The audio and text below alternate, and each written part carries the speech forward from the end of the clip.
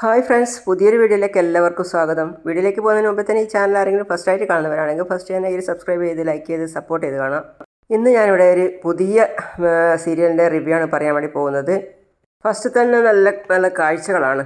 Train പോവുകയാണ്, അതേപോലെ തന്നെ കടൽ, വെള്ളം, പുഴ ഇങ്ങനെയൊക്കെ കാണിച്ചതിന് ശേഷം ഒരു കല്യാണത്തിൻ്റെ ആരവം മുഴങ്ങിക്കൊണ്ടിരിക്കുകയാണ്. അമ്പലത്തിൽ ഒരു കല്യാണം നടക്കാൻ വേണ്ടി പോവുകയാണ്. അപ്പോൾ ആ കല്യാണത്തിൻ്റെ പയ്യൻ വന്നിട്ട് ഫസ്റ്റ് തന്നെ ഇവിടെ മണ്ഡപത്തിൽ ഇരിക്കുകയാണ്. അപ്പോൾ അതിന് വേണ്ടുന്ന കാര്യങ്ങളൊക്കെ പൂജാരി ചെയ്തുകൊണ്ടിരിക്കുകയാണ്. പിന്നെ പൂജാരി പറയാണ്, വധുവിനെ വിളിച്ചു കൊണ്ടുവരിക. ദേ ഇപ്പോൾ വിളിക്കാം. വധുവിനെ വിളിക്കാൻ പോയപ്പോൾ വധു ഒരുങ്ങുകയാണ്. ഒരുങ്ങി കഴിഞ്ഞ് മുല്ലപ്പൂവൊക്കെ വെച്ച് റെഡിയായിരിക്കുകയാണ്. അപ്പോഴാണ് വിളിക്കാൻ പോയിട്ട് വിളിക്കുന്നത്. ഏയ് ഇന്ദു, റെഡിയാണോ? ഞാൻ റെഡിയാ, ഞാൻ നന്നായിട്ടുണ്ട് ഒരുങ്ങിയിട്ട്. എന്നാൽ പോയാലോ? അങ്ങനെ പെണ്ണും പെണ്ണിൻ്റെ വീട്ടുകാരൊക്കെ മണ്ഡപത്തിലേക്ക് വരികയാണ്. അപ്പോൾ ഓരോരുത്തരും പറയാണ്, അടിപൊളിയായിട്ടുണ്ടല്ലേ ചേച്ചി. എന്നോട് പറയാണ്, സഭയെ നമസ്കരിച്ചിട്ട് അങ്ങോട്ട് ഇരുന്നോളുക. ഇരുന്നോളൂ ചേച്ചി, അങ്ങോട്ട് ഇരുന്നോളൂ. അങ്ങനെ പെണ്ണ് പോയിട്ട് പയ്യൻ്റെ അടുത്ത് ഇരിക്കുകയാണ്. മംഗളമുഹൂർത്തം കഴിയുന്നതിന് മുമ്പ് വരേണ്ടവരൊക്കെ വരുവാണെങ്കിൽ ഈ താലികെട്ടൊന്ന് നടത്താമായിരുന്നു. എല്ലാവരും ഇറങ്ങി, ഇതാ ഇപ്പം ഇങ്ങെത്തും. അപ്പോൾ കല്യാണ ചെക്കൻ അഖിൽ എന്നാണ് പേര്. എടാ അഖിലേ, അമ്മ വിളിച്ചുകൊണ്ട് വരികയാണ്. അപ്പോൾ അച്ഛൻ അതിൻ്റെ ഇടയിൽ കയറിയിട്ട് വിലക്കുകയാണ്. അയ്യോ വേണ്ട വേണ്ട എന്ന് പറയാണ്. ഇത് നടക്കില്ല. അപ്പോൾ അച്ഛൻ പറയാണ്, ഞാൻ നിങ്ങളെ കാല് പിടിക്കാം. പറയുന്നത് നിങ്ങളൊന്ന് കേൾക്ക്. അയാൾ കരഞ്ഞുകൊണ്ട് പറയാണ്. അപ്പോൾ അഖിലിൻ്റെ അമ്മ, എടാ അഖിലേ, നീ അവിടെ നിന്ന് എണീറ്റ് ഇങ്ങോട്ട് വാ, ഒന്ന് എഴുന്നേറ്റ് വാടാ എന്ന് പറയുന്ന കേട്ടിട്ട് എല്ലാവരും സ്തംഭിച്ച് നോക്കുകയാണ്. കല്യാണ പെണ്ണ് ഇന്ദു പയ്യനെ തന്നെ നോക്കുകയാണ്. അഖിലിനെ, അതായത് അഖിൽ അമ്മ വിളിക്കുമ്പോൾ പോകുന്ന ലക്ഷണത്തോടെ എണീച്ച് നിൽക്കുകയാണ്. എന്താ അമ്മേ, എന്താ കാര്യം? അപ്പോൾ അവൻ്റെ അമ്മ പറയാണ്, ഇതൊരു ഫ്രോഡ് കുടുംബമാണെന്ന് തോന്നുന്നല്ലോടാ. അത് കേട്ട് എല്ലാവരും നോക്കുകയാണ്. അതായത് അവരുടെ സിസ്റ്ററും ബ്രദറും ഒക്കെ നോക്കുകയാണ്. അതേസമയം അഖിലിൻ്റെ അമ്മ പറയാണ്, 50, 60, 70 ഒക്കെ പവൻ സ്വർണ്ണം ഇട്ടുകൊണ്ട് വന്ന് എൻ്റെ മോനെ കെട്ടാൻ 1000 പെണ്ണുങ്ങൾ ക്യൂ നിൽക്കുകയാണ്. അതൊക്കെ വേണ്ടെന്ന് വെച്ചാ പണവും സമ്പാദ്യമൊക്കെ കുറവാണെങ്കിലും അന്തസ്സുള്ള കൂട്ടത്തിലല്ലേ എന്ന് കരുതിയിട്ട് ഇവരുടെ മോളെ ഞങ്ങൾ തിരഞ്ഞെടുത്തതും 30 പവൻ മാത്രം മതി എന്ന് ഞങ്ങൾ പറഞ്ഞിട്ട് സമ്മതിച്ചു. എന്നിട്ടിപ്പോൾ ഇത് എന്ത് കഥ? താലി കെട്ടാറായപ്പോൾ ദേ വന്ന് 15 പവനേ ഉള്ളൂ, ബാക്കി ഫോട്ടോയിൽ വന്നപ്പോൾ കളഞ്ഞുപോയി. 1 മാസം കഴിയുമ്പോൾ അതൊക്കെ ഒപ്പിച്ച് തന്നോളാമെന്നും പുതിയ കഥകളുമായിട്ട് എൻ്റെ അടുത്ത് വന്നിരിക്കുന്നു. അഖിലിൻ്റെ അമ്മയുടെ സംസാരം കേട്ട് ഇന്ദു ഞെട്ടി.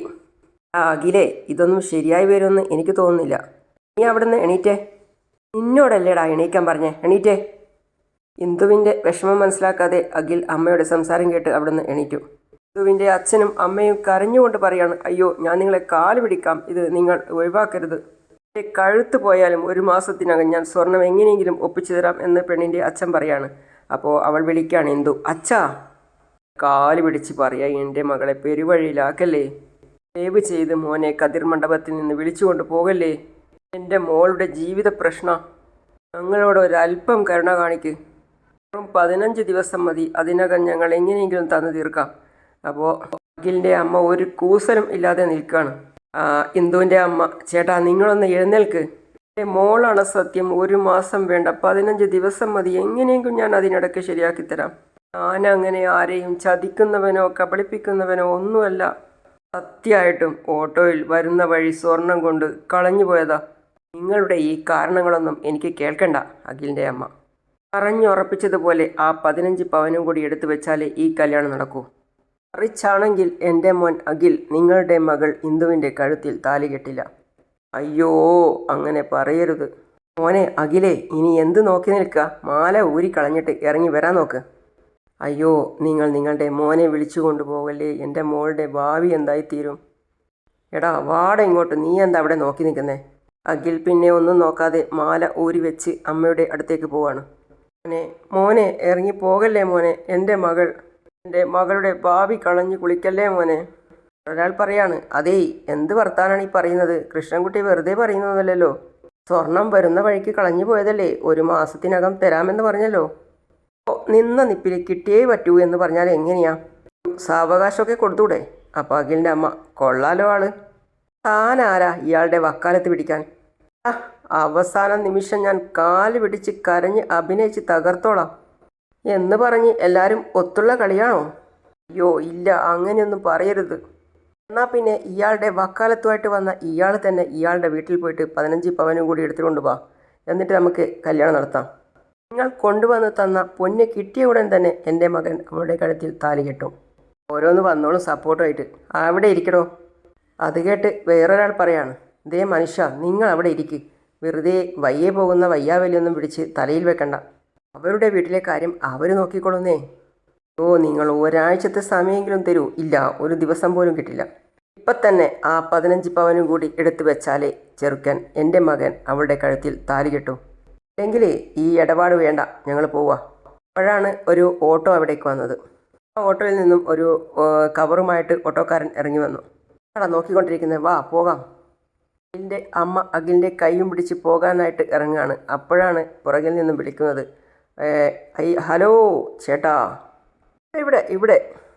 ഓട്ടോക്കാരൻ പയ്യൻ കയ്യിരിക്കുന്ന പൊതിയുമായിട്ട് ഓടി വരികയാണ്. ഇന്ദു അദ്ദേഹത്തിൻ്റെ ഒച്ച കേട്ടിട്ട് അങ്ങോട്ടേക്ക് നോക്കുകയാണ്. അപ്പോൾ അദ്ദേഹം വിളിച്ചു പറയാണ്, അതേ, ഏയ് ഒന്നിങ്ങോട്ട് വന്നേ. ഇതല്ലേ ആ ഓട്ടോക്കാരൻ? അതായത് ഇന്ദുവിൻ്റെ അച്ഛൻ പറയാം. ആ മോനെ. ഓ ചേട്ടാ, പതുക്കെ ടെൻഷൻ അടിക്കൊന്നും വേണ്ട. ചേട്ടൻ വിചാരിക്കുന്ന പോലെ ഒന്നും നഷ്ടപ്പെട്ടിട്ടില്ല. നിങ്ങളെ ഇറക്കി വിട്ടതിന് ശേഷം ഞാൻ വീട്ടിലേക്കാണ് നേരെ പോയത്. അപ്പോൾ ഞാൻ കഴുകിക്കൊണ്ടിരിക്കുന്ന സമയത്ത് ആ സീറ്റിൻ്റെ ഇടയിൽ ഒരു പൊതിയുണ്ടായിരുന്നു. ചേട്ടൻ ഓട്ടോയിൽ കയറിയപ്പോൾ തന്നെ കല്യാണത്തിൻ്റെയും സ്വർണത്തിൻ്റെയും ഒക്കെ കാര്യങ്ങൾ പറയുന്നത് കേട്ടു. അപ്പോൾ എനിക്ക് തോന്നി ഇത് ചേട്ടൻ്റെ തന്നെയായിരിക്കുമെന്ന്. ഞാൻ ഇതുമായിട്ട് നേരെ ഇങ്ങോട്ട് പോകുന്നത്. ചേട്ടൻ്റെ തന്നെയല്ലേ? അതേ മോനെ. കരഞ്ഞുകൊണ്ട് ഇന്ദുവിൻ്റെ അച്ഛനും അമ്മയും അതിൽ നിന്നും ഓരോ സാധനങ്ങൾ എടുത്തു നോക്കുകയാണ്. അതായത് ഇന്ദുവിൻ്റെ സ്വർണം. എല്ലാം ഉണ്ടല്ലോ അല്ലേ? എല്ലാം ഉണ്ട് മോനെ. എൻ്റെ മോളുടെ കല്യാണത്തിൻ്റെ സ്വർണം. ഇപ്പോൾ കിട്ടിയില്ലായിരുന്നെങ്കിൽ എൻ്റെ മോളുടെ കല്യാണം മുടങ്ങിപ്പോയേനെ. മോനെ, ഞാൻ കരഞ്ഞു വിളിച്ച ആ മഹാദേവന നിന്റെ രൂപത്തിൽ ഇപ്പോൾ ഇവിടെ എൻ്റെ മുമ്പിൽ എത്തിയത്. കുഞ്ഞു പോയ എൻ്റെ മുതൽ തിരികെ തന്നത്. അപ്പോൾ ഓട്ടോക്കാരൻ, അല്ല ചേട്ടാ, ഇതിപ്പോൾ കിട്ടിയില്ലായിരുന്നെങ്കിൽ എൻ്റെ മകളുടെ ജീവിതം വഴിയതരമായി പോയേനെ. കൃത്യസമയത്താ മോന് നല്ല ബുദ്ധി തോന്നിയത്. എൻ്റെ മോളുടെ ജീവിതം രക്ഷിച്ചതിന് നിനക്ക് നല്ലതേ വരൂ. നീ എൻ്റെ ദൈവമാണ് മോനെ എന്ന് പറഞ്ഞ് ഓട്ടോക്കാരൻ്റെ കാലിൽ വീഴാണ് ഇന്ദുവിൻ്റെ അച്ഛൻ. അയ്യോ, പ്രായത്തിൽ എന്നേക്കാൾ മൂത്തയാൾ എൻ്റെ കാലിന് വീഴേണ്ട ആവശ്യമൊന്നുമില്ല. എൻ്റെ പൊന്നു ചേട്ടാ, നിങ്ങൾ ചെല്ല്, മോളുടെ കല്യാണം നടക്കട്ടെ. ടെൻഷൻ അടിക്കേണ്ട കാര്യമൊന്നുമില്ലല്ലോ. ചേട്ടൻ ചെല്ല്. ഈ അമ്മയ്ക്കും മോനും കല്യാണം വേണ്ട എന്നാറ്റം തോന്നുന്നതിന് മുമ്പേ ചെല്ലങ്ങോട്ട്. ആയിക്കോട്ടെ. പക്ഷേ ഓട്ടോക്കാരൻ്റെ കളി കണ്ട് ഇന്ദു ഓട്ടോക്കാരനെ തന്നെ നോക്കുകയാണ്. ഓട്ടോക്കാരൻ്റെ ആ തമാശ ഇന്ദുവിന് നന്നായിട്ട് ഇഷ്ടപ്പെട്ടു.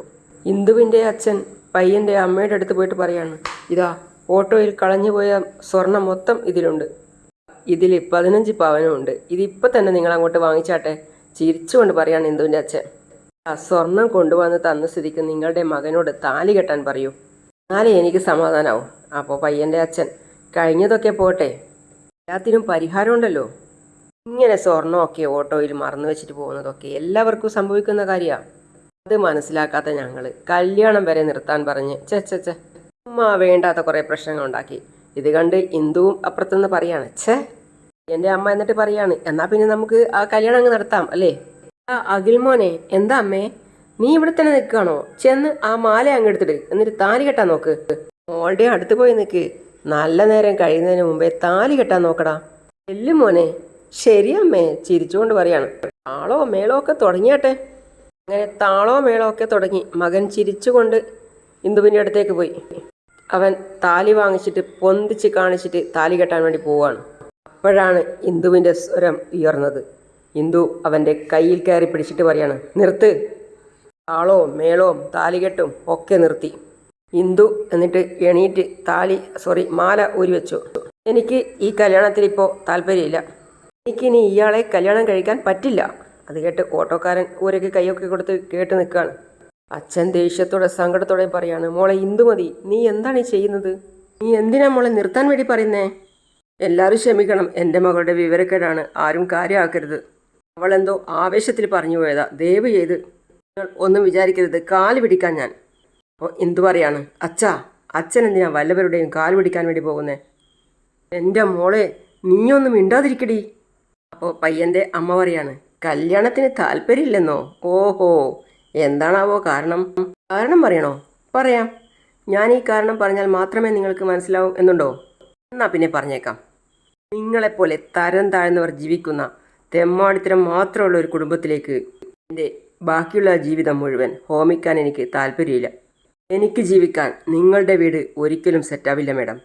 അത് കേട്ട് അഖിലിൻ്റെ അമ്മ, എടി എടി എടി തോന്നിവാസം വിളിച്ച് പറയല്ലേ, വെറുതെ ഒച്ച വെക്കാതെ മാഡം. വയസ്സാം കാലത്ത് ഇങ്ങനെ കടന്ന് തുള്ളിയിട്ട് എന്തെങ്കിലും പറ്റിപ്പോയാൽ എന്തു ചെയ്യും? പ്രായത്തിൽ ഒരല്പം മൂപ്പുള്ള വ്യക്തിയാണെന്ന് പോലും ഗൗനിക്കാതെ എൻ്റെ അച്ഛൻ നിങ്ങളുടെ കാലിൽ വീട് പറഞ്ഞു. കയ്യിലുണ്ടായിരുന്ന പൊന്ന് കളഞ്ഞുപോയി 1 മാസത്തെ സാവകാശം തരികയാണെങ്കിൽ എങ്ങനെയെങ്കിലും ബാക്കിയുള്ള സ്വർണമെല്ലാം ഒപ്പിച്ചു തരാമെന്ന് പറഞ്ഞിട്ടും വില വെച്ചില്ലല്ലോ നിങ്ങളത്. എൻ്റെ അച്ഛനെന്താ പണിക്കാരനാണെന്ന് കരുതിയോ? മണ്ഡപം വരെ എത്തിയല്ലോ കാര്യം എന്ന് പോലും വിചാരിക്കാതെ, ഒരല്പം പോലും നിങ്ങൾ ഗൗനിക്കാതെ, എന്നിട്ട് ഞാനതങ്ങ് മറക്കണമെന്നാ? 15 പവൻ്റെ സ്വർണം പിന്നെ കിട്ടിയപ്പോൾ സീൻ നേരെ മാഞ്ഞു മറിഞ്ഞു. എന്നിട്ട് തിരിഞ്ഞ് നേരെ കെട്ടാൻ വന്ന പയ്യനോട് ചോദിക്കുകയാണ്, അതൊക്കെ പോട്ടെ, മനസ്സിലാവാത്തതുകൊണ്ട് ചോദിക്കുക, ഓനൊക്കെ ആണാണോടോ? ഏയ് എന്താ എന്താ നീ പറഞ്ഞേ? അവൾ കാർക്കിച്ച് തുപ്പുകയാണ് ചെയ്തത്. അപ്പോൾ പയ്യൻ്റെ അമ്മ, അമ്മ നിന്നോട് മാലയും ഊരി വെച്ച് വാടാ എന്ന് പറഞ്ഞപ്പോൾ നീ ഒരു പട്ടി വാലാട്ടി പോകുന്നത് പോലെ പോയത്. സ്വർണം കിട്ടിയപ്പോൾ വീണ്ടും മാലയിട്ട് കയറിയിരിക്കാൻ പറഞ്ഞപ്പോൾ ഒരു വാലാട്ടിപ്പട്ടിയെപ്പോലെ ഉടനെ കയറിയിരിക്കാം. എന്താടോ, തൻ്റെ അമ്മ പറയുന്നതെല്ലാം താൻ അക്ഷരം പ്രതി അനുസരിക്കും അല്ലേ? അമ്മ അങ്ങനെ പറഞ്ഞു എന്നിരിക്കട്ടെ, അപ്പോൾ താനെന്തായിരുന്നു പറയേണ്ടത്? 15 പവൻ്റെ സ്വർണ്ണാണോ അമ്മയെ വലിയ കാര്യം? നമുക്ക് ആവശ്യം പെണ്ണല്ലേ? മണ്ഡപത്തിൽ കയറിയപ്പോൾ കല്യാണം നിർത്തിപ്പോകാമെന്നുള്ള മോശം ഏർപ്പാട് നമുക്ക് വേണ്ടമ്മേ. 1 മാസത്തിനകത്ത് അവർ തരാനുള്ള സ്വർണം തരുമല്ലോ. അത് മതിയെ, എനിക്കിഷ്ടമാണ് അമ്മേ. എനിക്ക് ഇവളുടെ കൂടെ തന്നെ ജീവിച്ചാൽ മതിയെന്ന് ഒരു വാക്ക് പോലും പറയാൻ തൻ്റെ മനസ്സിൽ തോന്നിയില്ലല്ലോ പുതുമണവാള. അങ്ങനെ ഒരു വാക്ക് താൻ പറഞ്ഞിരുന്നെങ്കിൽ ഈ ലോകത്ത് മറ്റാരെയും വേണ്ട, തന്നെ മാത്രം മതി എനിക്ക് എന്ന് ഞാൻ 100 തവണ പറഞ്ഞേനെ. എൻ്റെ അച്ഛൻ്റെ കാല് പിടിച്ച് പറഞ്ഞ് എൻ്റെ പൂർണ്ണ മനസ്സോടുകൂടി ഞാൻ തൻ്റെ കൂടെ ഇറങ്ങി വരുമായിരുന്നു. മോളെ ഇന്ദുമതി, നീ എന്ത് അവിവേകമാണ് ഈ കാണിക്കുന്നത്? എന്താ പറയുന്നതെന്ന് ഉള്ള വല്ല വിചാരമുണ്ടോ നിനക്ക്? നീ ഒരക്ഷരം മിണ്ടിപ്പോകരുത്. എൻ്റെ പൊന്നച്ഛ, അച്ഛനൊന്നും മിണ്ടാതിരുന്നേ. ഇയാളുടെ ഒപ്പം ജീവിക്കേണ്ടത് ഞാനല്ലേ? ഇങ്ങനെ ഒരു മോശപ്പെട്ട കുടുംബത്തിൽ കയറി ചെന്നിട്ട് ഞാൻ നീറി നീറി ജീവിക്കണോ? അച്ഛാ, എനിക്ക് അങ്ങനെയൊന്നും ജീവിക്കേണ്ട ഒരു കാര്യവുമില്ല. അയ്യോ, എന്ത് ചെയ്യും ഞാൻ? കേട്ട് പയ്യൻ്റെ അച്ഛൻ പറയാണ്, ഇപ്പം കാര്യം പിടികിട്ടി, എല്ലാം ഞങ്ങൾക്ക് മനസ്സിലാവുന്നുണ്ട്. ഈ പെണ്ണിന് വേറെ ആരോടോ പ്രേമമുണ്ട്. അവൾ ഇപ്പോഴായിരിക്കും അച്ഛനെയും അമ്മയും അറിയിച്ചത്. ചിലപ്പോൾ അതിനൊന്നും സമ്മതിച്ച് കാണില്ല. എന്നിട്ട് അവളെ നിർബന്ധിപ്പിച്ച് ഇങ്ങനെ ഒരു കല്യാണത്തിലേക്ക് കൊണ്ടുചെന്ന് എത്തിച്ചതായിരിക്കും. അവൾ ഊരയ്ക്ക് കൈയും കൊടുത്ത് നല്ലോണം കേൾക്കുകയാണ് ഇയാളുടെ സംസാരം. ഇപ്പം അവൾക്ക് എൻ്റെ മോനെ കെട്ടാൻ ഒരു താല്പര്യവും. എങ്ങനെയെങ്കിലും മുടക്കാൻ വേണ്ടി കിട്ടിയ കശിത്തുരുമ്പിൽ കയറി പിടിച്ച് മുഴുവൻ ഞങ്ങൾക്കും ഞങ്ങളുടെ മോനുമായി. അത് കേട്ട് ഇന്ദുമതി പൊട്ടിച്ചിരിക്കുകയാണ്. ഞാനിപ്പോൾ പറഞ്ഞതുപോലെ എനിക്കും ഒന്ന് പ്രേമിക്കാൻ മോഹമൊക്കെയുണ്ട്. പക്ഷേ അതിന് പറ്റിയൊരു നല്ല ഒരുത്തിനെ ഞാൻ ഇതുവരെ കണ്ടിട്ടില്ല. എല്ലാവരോടുമായിട്ട് പറയാം, ഇയാളീ പറഞ്ഞതുപോലെ എനിക്ക് പ്രേമോ കൊടച്ചക്രോ ഒന്നും ഉണ്ടായിട്ടില്ല. എന്നാൽ ഇപ്പോൾ ഒരു കാര്യം പറയാം, നല്ല ഒരുത്തിനെ കണ്ടെത്തി നല്ലൊരു കുടുംബമാണെന്ന് മനസ്സിലാക്കി അച്ഛനും അമ്മയും അയാളെ കല്യാണം കഴിക്കാൻ പറയുകയാണെങ്കിൽ മാത്രം ആ ആളെ ഞാൻ കല്യാണം കഴിക്കൂ എന്നുള്ള കാര്യം ഉറപ്പാണ്. എന്താ പറഞ്ഞത്? നല്ല ഒരുത്തനെ കണ്ടെത്തി അന്തസ്സുള്ള കുടുംബമാണോ എന്ന് മനസ്സിലാക്കി കിട്ടുമെന്നോ? എങ്കിൽ ഞാനിപ്പോൾ പറയുന്നത് കേട്ടോ. ഇന്നത്തെ ഈ ലോകത്ത് നല്ലവനായിട്ട് ഒരുത്തനുമില്ല. അപ്പോൾ അയാൾ വീണ്ടും പറയാണ്, ഒരിക്കലും ഈ ജന്മത്ത് ഇങ്ങനെ നല്ലൊരുത്തനായിട്ട് നീ ഒരുത്തനെയും കണ്ടെത്താനേ പോകുന്നില്ല. നല്ലവനെ കണ്ടെത്തിയിട്ട് കെട്ടും എന്നാണെങ്കിൽ നീ മൂക്കിപ്പല്ല് വന്ന് ഇങ്ങനെ തന്നെ ഇരിക്കും. ഒരുത്തനും നിന്നെ കെട്ടാൻ പറ്റില്ല. അയ്യോ, ഞാൻ കല്യാണം കഴിക്കോ അല്ലെങ്കിൽ മൂത്ത് നിറച്ച് പൂര നിറഞ്ഞ് വീട്ടിൽ തന്നെ നിൽക്കുകയോ ചെയ്യട്ടെ? ഇതിനെക്കുറിച്ച് ഓർത്ത് എന്തിനാണാവോ നിങ്ങൾ വിഷമിക്കുന്നത്? ഈ ലോകത്ത് ആരും നല്ലവരില്ല എന്ന് പറയുന്ന നിങ്ങളെപ്പോലെ ഉള്ളവരില്ലേ, അവരുടെ കയ്യിലായിരിക്കും തെമ്മാടിത്തരത്തിൻ്റെ കുത്തക. കാരണം അവൻ്റെ കയ്യിലിരിപ്പല്ലേ വിളിച്ച് പറയുന്നത്. നിങ്ങൾ കണ്ടോളൂ, എത്രയും പെട്ടെന്ന് തന്നെ ഈ നാടും നാട്ടുകാരും അറിഞ്ഞ് എൻ്റെ മനസ്സിന് ഇഷ്ടപ്പെട്ട ഒരു നല്ലയാളെ കണ്ടെത്തി കഴിച്ചില്ലെങ്കിൽ എൻ്റെ പേര് ഇന്ദുമതി. ഇന്ദു എന്നല്ല. പയ്യൻ്റെ അമ്മ, എൻ്റെ മോനെ നീ അപമാനിച്ചു അല്ലേ? നിന്നെ ഞാൻ പിന്നെ കണ്ടോളാം. അപ്പോൾ വീണ്ടും പയ്യൻ്റെ അമ്മ, നീ ആരെയാണ് കല്യാണം കഴിക്കാൻ പോകുന്നത് എന്ന് എനിക്കൊന്ന് അറിയണമല്ലോ. എല്ലാം കഴിഞ്ഞ് അഖിലിൻ്റെ അമ്മ വിളിക്കുകയാണ്, എടാ മോനെ അഖിലേ. അപ്പോൾ ഇന്ദു പറയാണ്, ചെല്ലട മോനെ അഖിലേ. അമ്മ വിളിക്കുന്നത് കേട്ടില്ലേ? അത് കേട്ട് ഓട്ടോക്കാരൻ പൊട്ടിച്ചിരിക്കുകയാണ്. അപ്പോൾ അമ്മ പറയാണ്, ഇറങ്ങടാ വാടാ. ചെല്ല് മോനെ, അമ്മ വിളിക്കുന്നത് കേട്ടില്ലേ? വാലാട്ടിക്കൊണ്ട് ചെല്ല്. ഓ, ഇങ്ങനെയൊന്നും പറയല്ലേ മോളെ, എന്താ ഇത്? അച്ഛാ, ഒന്ന് ചുമ്മാ ഇരിക്കേ. പാടാ മോനെ. പോവല്ലേ, അയ്യോ പോവല്ലേ എന്ന് പറയാണ് അച്ഛൻ കരഞ്ഞുകൊണ്ട്. അപ്പോൾ അവർ പറയാണ്, പോവാണ് ഞങ്ങൾ. അച്ഛൻ വലിച്ചു വെച്ച് ഇന്ദുമതിയെയും കൂട്ടി വീട്ടിലെത്തി. എന്നിട്ട് അകത്ത് കയറിയിട്ട് പറയാണ്, അങ്ങോട്ട് പോയേ, വലിച്ച് വാതിലടച്ചേ എന്ന് പറയണം അമ്മയോട്. ഇങ്ങനെ ഒരു നല്ല ബന്ധം കണ്ടെത്തി അവർ ചോദിച്ചതും കൊടുത്ത് കല്യാണം വരെ എത്തിക്കാൻ എത്ര പാടുപെട്ടതാ. അഖിലിൻ്റെ അച്ഛൻ അത്ര സാധാരണക്കാരനൊന്നുമല്ല. വലിയൊരു മരുന്ന് കമ്പനിയിൽ മെഡിക്കൽ റെപ്പാ അദ്ദേഹം. അവർക്ക് വേണമെങ്കിൽ 50 പവനോ 60 പവനോ എത്ര വേണമെങ്കിലും ചോദിക്കാമായിരുന്നില്ലേ? പെണ്ണിനെ ഇഷ്ടപ്പെട്ടതുകൊണ്ടും നല്ലൊരു കുടുംബമായതുകൊണ്ടുമാണ് അവർ 30 പവൻ മാത്രം മതി എന്ന് പറഞ്ഞത്. അപ്പോൾ ഇന്ദുമതി മനസ്സിൽ ചിന്തിക്കുകയാണ്, അങ്ങനെയൊന്നുമല്ല അച്ഛാ, അഖിലിന് 39 വയസ്സ് കഴിഞ്ഞു. കുറേ അന്വേഷിച്ചിട്ടും പെണ്ണൊന്നും കിട്ടിയിട്ടില്ല. അതുകൊണ്ടല്ലേ അവർ സ്വർണം ഇത്രയും കുറച്ചത്. അതിൻ്റെ ഇടയിൽ ഇന്ദുവിൻ്റെ സഹോദരൻ കയറി വന്നിട്ട് പറയാണ്, അച്ഛാ, ചേച്ചി പാവയല്ലേ അച്ഛാ, നടക്കേണ്ട സമയത്ത് ചേച്ചിയുടെ കല്യാണം നടന്നോളും. എന്തായാലും ഇങ്ങനെ ആയത് തന്നെ നല്ലത്. വെറുതെ ഒച്ച വെച്ച് അച്ഛൻ്റെ ആരോഗ്യം പാഴാക്കണ്ട. അത് കേട്ട് അമ്മയും പറയാണ്, അത് ശരിയാ, ചേട്ടൻ ഇങ്ങനെ വെറുതെ ബഹളം വെക്കല്ലേ. വെറുതെ ചേട്ടൻ എന്തെങ്കിലും സംഭവിച്ചാൽ. അപ്പോൾ ദേഷ്യത്തോടെ ഇന്ദുവിൻ്റെ അച്ഛൻ പറയാണ്, അങ്ങനെയൊന്നും സംഭവിക്കുന്നില്ലല്ലോ എന്നോർത്താണ് ഞാൻ വിഷമിക്കുന്നത്. അപ്പോഴേക്കും അദ്ദേഹത്തിൻ്റെ ഫോൺ ശബ്ദിച്ചു. എന്നിട്ട് പറയാണ്, ഇനിയിപ്പം ഇത് ആരാണെന്ന് ആർക്കറിയാം? ഹലോ ഹലോ കൃഷ്ണൻകുട്ടിയല്ലേ? ആ, ഞാൻ കൃഷ്ണൻകുട്ടി തന്നെയാണ്. കൃഷ്ണൻകുട്ടി തന്നെയാടേ ഞാനേ എന്ന് പറഞ്ഞ് അദ്ദേഹം പറയാൻ തുടങ്ങുമ്പോഴേക്കും ഇന്ദുവിൻ്റെ അച്ഛൻ ചൂടാവുകയാണ്. എടോ, കാര്യം എന്താണെന്ന് വെച്ചാൽ ഒന്ന് തെളിച്ച് പറയടോ. പറയുന്നതൊന്നും എനിക്ക് കേൾക്കാൻ പറ്റുന്നില്ല. നിൽക്ക്, പുറത്തേക്ക് ഇറങ്ങി നിൽക്കാം. അതേ, നമ്മുടെ കടയിൽ എന്നൊക്കെ പറയുന്ന സമയത്ത് അദ്ദേഹം പറയാണ്, ആ നിൽക്ക്, ഞാൻ വരാം. പിന്നെ ആ സ്വർണം കിട്ടിയ പയ്യൻ പോലീസ് സ്റ്റേഷനിൽ ചെന്നു. അപ്പോൾ പോലീസ് പറയാണ്, നിങ്ങളുടെ ഓട്ടോയ്ക്കകത്ത് 15 പവൻ്റെ സ്വർണം ഉണ്ടായിരുന്നു. ആ 15 പവൻ്റെ ഇന്നത്തെ വില എന്താണെന്ന് നിങ്ങൾക്കറിയാമോ? എനിക്കറിയില്ല സാറേ. അയാളുടെ സംസാരം കേട്ട് പോലീസ് ചിരിക്കുകയാണ്. നിങ്ങളുടെ ഓട്ടോയിൽ നിന്നും കിട്ടിയ സ്വർണത്തിൻ്റെ ഇന്നത്തെ വില ഏകദേശം 10 ലക്ഷം രൂപയെങ്കിലും വരും. ഓ സാർ, നിങ്ങളുടെ ഓട്ടോയിൽ വന്നയാൾ ആ സ്വർണം മറന്നു വെച്ചിട്ട് പോയതാ. ആരും അറിയാതെ കൈക്കലാക്കാൻ നോക്കാതെ ഉടമസ്ഥനെ കണ്ട് അത് തിരികെ കൊടുക്കണം എന്ന് നിങ്ങൾക്ക് എന്തുകൊണ്ടാണ് തോന്നിയത്? അത് കേട്ട് പോലീസ് പറയാണ്, എന്തിനാ ചിരിക്കുന്നേ? മറുപടി പറയ്, ഞാൻ എന്താ പറയുക? എനിക്ക് അവകാശപ്പെട്ടതല്ലല്ലോ, ഒരാളുടെ കഷ്ടപ്പാടല്ലേ. അതെനിക്കെന്തിനാ സാറേ? എൻ്റെ അമ്മ എപ്പോഴും എന്നോട് പറയാറുണ്ട്, മറ്റുള്ളവർക്ക് അവകാശപ്പെട്ടതൊന്നും നമ്മൾ മോഹിക്കരുത് എന്നും നമ്മൾ തന്നെ പാടുപെട്ട് ഉണ്ടാക്കണം എന്നും ഒക്കെ. ഇപ്പോഴല്ലേ എന്നോട് ചോദിച്ചത് അത് എത്രയുണ്ടെന്നും അതിൻ്റെ വില എന്തെന്നും? എല്ലാവരും കഷ്ടപ്പെട്ടുണ്ടാക്കുന്ന മുതലിൻ്റെ വിലയൊക്കെ ഞാനതിന് അന്വേഷിക്കുന്നത്. അത് അയാളുടേത് മാത്രമല്ലേ സാറേ? എനിക്ക് തന്നെ അത് തിരിച്ചു കൊണ്ടുപോയി കൊടുക്കണമെന്ന് എനിക്ക് തോന്നി, അതവിടെ കൊടുക്കുകയും ചെയ്തു. ഇവിടെ തീർന്നില്ലേ എൻ്റെ കടമ? പിന്നെ പോലീസ് അദ്ദേഹത്തിൻ്റെ കസേരയിൽ നിന്നും എണീറ്റ് വന്ന് അവനെ അപ്രിഷ്യേറ്റ് ചെയ്യാണ്. അപ്പോഴേക്കും ന്യൂസ് വന്നു, നമ്മുടെ ഈ സിറ്റിയിൽ DIG വിനോദ് രാജ് അനന്തകൃഷ്ണൻ എന്ന ഓട്ടോ ഡ്രൈവർക്ക് പ്രശംസപത്രം നൽകി അഭിനന്ദിച്ചു. നമുക്ക് അതെന്താണെന്ന് നോക്കാം, വരൂ. ഇങ്ങനെ ഒരു സമ്മാനം തീരെ പ്രതീക്ഷിച്ചത് കൊണ്ടല്ല ഞാനത് ചെയ്തത്. ഞാനും CSR തന്നതിൽ എനിക്ക് അഭിമാനവും സന്തോഷവും ഉണ്ട്. അപ്പോഴേക്കും ഇന്ദുവിൻ്റെ അനുജത്തി വന്നിട്ട് പറയാണ്, ചേച്ചി വാ ചേച്ചി, നീ എന്തിനാണ് ഇങ്ങനെ വിളിക്കുന്നത്? ചേച്ചി ഒന്ന് എൻ്റെ കൂടെ വന്നേ. ഏയ് എന്താ വാ ഞാൻ പറയുന്നത് കേൾക്ക്. വാ ചേച്ചി, ഞാൻ പറയുന്നത് കേൾക്ക്. ആരെന്താ, ഒന്ന് അങ്ങോട്ടേക്ക് നോക്കിക്കേ. ഇന്ന് കല്യാണ മണ്ഡപത്തിൽ സ്വർണം കൊണ്ടുവന്ന് തന്നില്ലായിരുന്നു ഒരാൾ, ആ ഓട്ടോക്കാരൻ. ആ ചേട്ടനാണത്, ഒന്ന് അങ്ങോട്ട് നോക്കിക്കേ. ആ ഓട്ടോ ചേട്ടനെ പറ്റിയാണ് TV യിൽ പറഞ്ഞുകൊണ്ടിരിക്കുന്നത്. ഇന്ന് കാലത്ത് നഗരത്തിൽ നടന്ന ഒരു പ്രത്യേക സംഭവം.